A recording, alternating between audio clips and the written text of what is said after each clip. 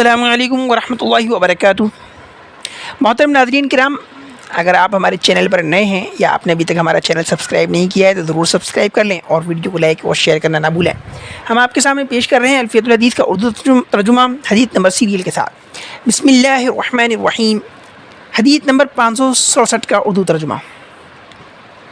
عن ابی ہریرہ رضی اللہ عنہ قال، حضرت ابو ہریرہ سے روایت ہے، وہ کہتے ہیں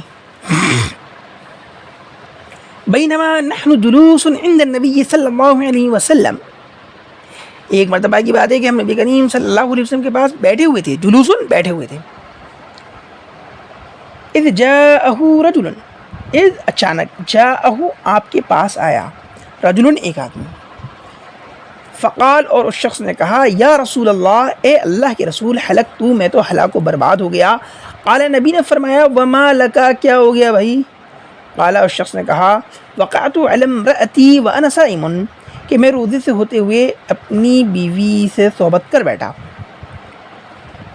وقع کے معنی اصل میں گرنے کے ہوتے ہیں، کہ میں گر گیا اپنی بیوی پر، مطلب صحبت کرنا مراد ہے۔ فقال رسول اللہ صلی اللہ علیہ وسلم، تو اللہ کے رسول صلی اللہ علیہ وسلم نے ارشاد فرمایا، هل تجد رقبة تعتقها، حل کیا، تجدو پاتے ہو، رقبتن کوئی گردن، تعتقها جس کو تم آزاد کر دو، یعنی مطلب یہ کیا تمہارے پاس کوئی غلام ہے آزاد کرنے کے لیے؟ اگر تم غلام آزاد کر دو گے تو تمہارے روزے کا جو کفارہ ہے وہ ادا ہو جائے گا، اس کی تلافی ہو جائے گی روزہ توڑنے کی۔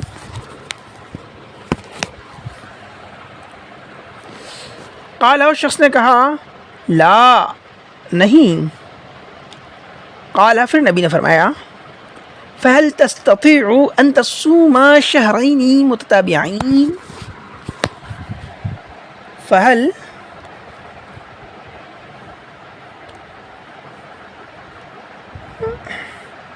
تو کیا تم قدرت رکھتے ہو کہ روزہ رکھو 2 مہینے کا مسلسل، کیا 2 مہینے کے مسلسل روزے رکھ سکتے ہو؟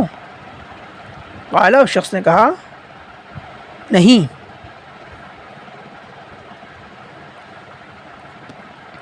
قال، پھر نبی نے فرمایا، هل تجد اطعام 60 مسکینہ، کیا تم 60 مسکینوں کو کھانا کھلانے کی استطاعت رکھتے ہو؟ کیا تمہارے پاس 60 مسکینوں کو دینے کے لیے غلہ ہے؟ قال، اس شخص نے کہا، لا، نہیں۔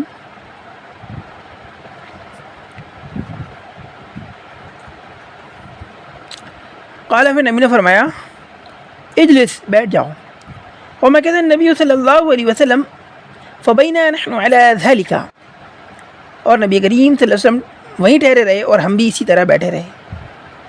اتی النبی صلی اللہ علیہ وسلم بعرق فیہ تمر، پھر نبی کریم صلی اللہ علیہ وسلم کے پاس لایا گیا، عتیقہ، عطیہ کا مطلب ہے لایا جانا، پھر نبی کے پاس لایا گیا، عطیہ لایا گیا نبی کریم کے پاس، بعرق، ایک عرق، فیہ تمر، جس میں کھجور تھی۔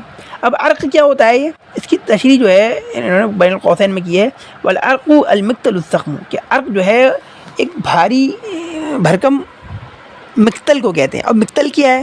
مقتل کہتے ہیں کھجوروں کے پتوں سے بنا ہوا ایک بوریا، یعنی کہ ایک ایسا بوریا جو ہے نبی کی خدمت میں لایا گیا جس میں بہت ساری کھجوریں تھیں۔ اور تحفۃ العریب نامی کتاب میں، جو کہ الفیۃ الحدیث کی شرح ہے، یہ المقتل الزخم کی تشریح کی گئی ہے کہ یہ اتنا بڑا بوریا ہوتا ہے جس میں 15 سا غلہ آ جاتا ہے، اور 15 سا کی مقدار آج کے کلو گرام کے حساب سے ہوتی ہے 47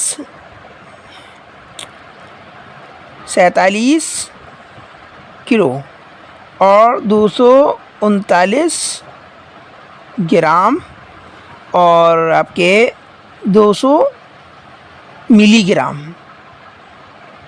لہذا اگر کسی نے جو ہے کہتے ہیں روزہ رکھ کے توڑ دیا جان بوجھ کے، تو وہ اگر غلام آزاد کر سکتا ہے تو غلام آزاد کر دے، اور اگر وہ نہیں کر سکتا ہے تو 2 مہینے کے روزے رکھے مسلسل، اور اگر یہ بھی نہیں کر سکتا ہے تو پھر وہ 60 مسکینوں کو کھانا کھلا دے۔ اور 60 مسکینوں کے کھانا کھلانے کی جو مقدار ہے غلے میں وہ ہے 47 کلو 239 گرام 200 ملی گرام اس حدیث کے مطابق۔ تو بہرحال نبی کریم صلی اللہ علیہ وسلم کے پاس میں جو کہتے ہیں ایک بوریا لایا گیا جس میں کھجوریں تھیں۔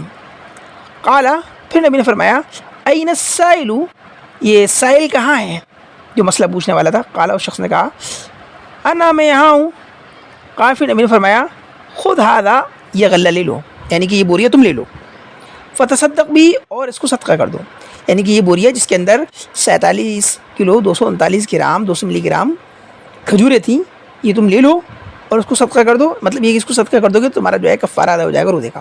تو اس حدیث کے مطابق ہمیں معلوم ہوتا ہے کہ اگر ہم 47 کلو 239 گرام 200 ملی گرام کھجوریں یا کوئی اور غلہ دے دیں، صدقہ کر دیں، تو روزے کا کفارہ ادا ہو جائے گا اس حدیث کے مطابق۔ فقال الرجل، تو اس شخص نے کہا اعلی افقر منی، کیا میں ایسے شخص پہ صدقہ کروں جو مجھ سے بھی زیادہ غریب ہو؟ اعلی، کیا اس شخص پر، افقر منی، جو مجھ سے بھی زیادہ غریب ہو؟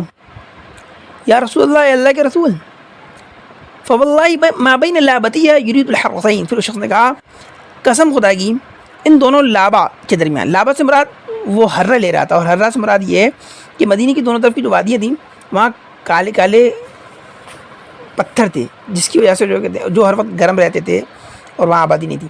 تو مراد ہے پورا مدینہ، کہ پورے مدینے کے اندر جو ہے کہتے ہیں اہل بیت افقر من اہل بیتی، کہ کوئی گھر ایسا نہیں ہے جو میرے گھر سے زیادہ غریب ہو، یعنی سب سے بڑا غریب تو میں ہی ہوں۔ فضحک النبی صلی اللہ علیہ وسلم، تو نبی کریم صلی اللہ علیہ وسلم ہنسے، حتی بدت انیابو، یہاں تک کہ آپ کے جو دانت تھے وہ ظاہر ہو گئے۔